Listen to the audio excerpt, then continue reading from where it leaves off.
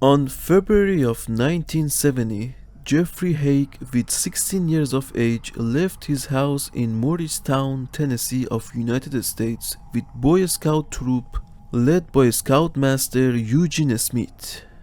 There were 3 scouts and 4 adults going to the Great Smoky Mountains National Park for a hike. When they reached the national park, there was already 6 inches of snow on the ground. Most of the hiking was going to be done in 5,000 feet elevation. Jeffrey had 3 years of scouting experience, and he was in a good shape. On the first night of the hike, 2 of the other adults went back home. On the first night, they made a fire and ate dinner. The next day, they collected their belongings and started their hike on the Appalachian Trail.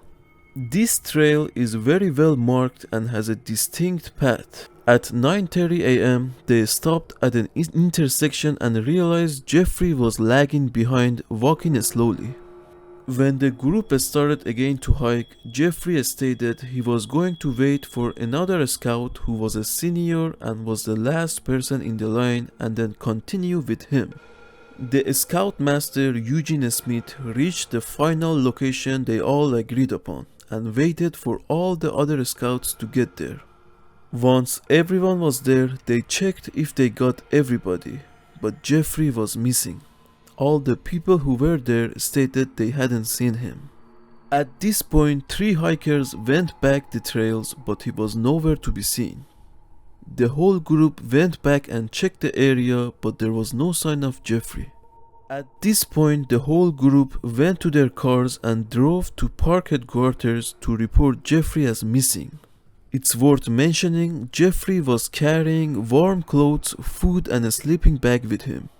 It's also worth mentioning a heavy snow started when the incident happened. The scoutmaster was puzzled by no sign of Jeffrey since the trail path was well marked and it was clear where he was supposed to walk. The headquarters sent out 3 search teams to search the trails that Jeffrey walked, but nothing was found at the end. On the first week, there were 100 searchers on the scene, including dogs and choppers. Jeffrey's family was notified as well. Nothing was found on the first week. On February 16th, after a week of searching, they found Jeffrey's backpack. It was in the middle of a river 1 mile from the trail he was walking at the time of his disappearance. The pack had some clothing and tools, which all of them were lying on a rock near the bag. The boy had to be in the river to put the bag there.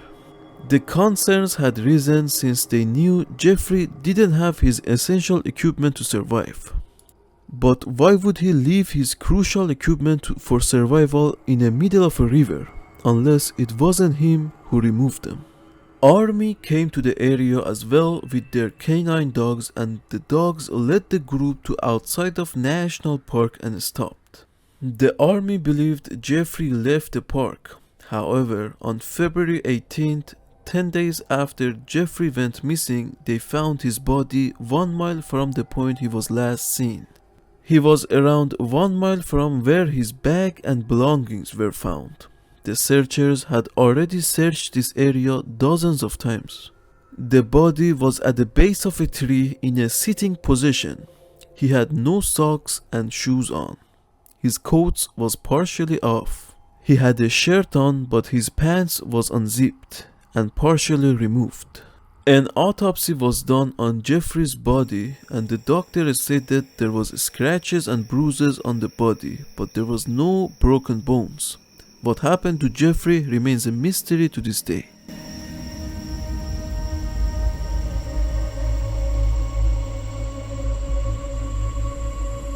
Michael Heron was a 51 years old contractor who used to live in Maryville, Tennessee. He also had a house at the end of Bell Branch Road in Happy Valley, which he used to go on the weekends. His parents were also used to live in a house close to him in Happy Valley. Michael used to go and mow his parents' lawn. On February 8th of 2008, he took his trailered mower and put it in his truck and drove to his Bell Branch residence. He parked his car at the beginning of his driveway and went to check on his own house before going to his parents and mow their lawn. After Michael reached his residence, he entered his house and put his wallet, keys, cell phone, credit cards and his gun on the counter. He took out one of his ATVs from his garage and drove it back up the street.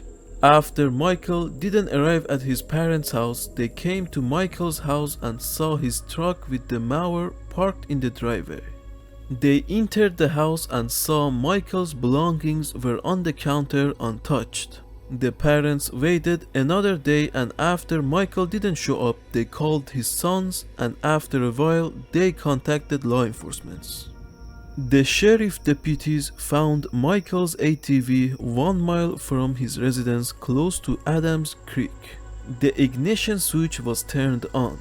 The car had been turned off using the kill switch, something that Michael's sons claimed he would never do. The county sheriff and search and rescue team brought in helicopters, horses, canine dogs and ground team to search for Michael, but nothing was found. There was a heavy rain in the area right after Michael's disappearance, which caused the dogs having difficulty following the scent. Michael was never found.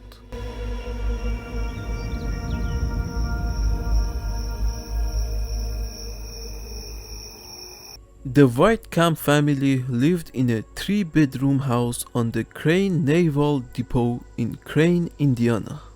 Mr. Whitecamp was a civilian inspector at the depot and was living in the area for 8 years. The family had 3 children. One of them was Ronnie with 3 years of age. He was playing on a neighbor's yard across from their own house on October 11th of 1955. At around 3 p.m., Ronnie ran to the wooded section of the area behind his house without telling anybody anything. His 4-year-old friend who was playing with him noticed his disappearance and let her mother know what happened. At this point, a search was initiated immediately.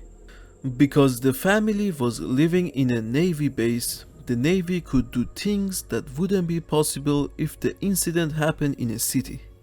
The Navy locked down the entire base and used every means such as airplanes, helicopters, and masses of military personnel to assist with the search. Every house in the base was searched. After weeks of searching, nothing was found at the end. Commander Richard Turner stated they believed the boy was kidnapped and he didn't disappear by his own will. 54 days after Ronnie's disappearance, 3 boys were playing 1.5 miles from Ronnie's residence when they found the boy's body. It was severely decomposed. The body was naked and the clothes was found 6 feet away from the body. It's worth mentioning Ronnie went missing in the cold weather of October. There was no reason for him to remove his clothes. There was also scratches on his body.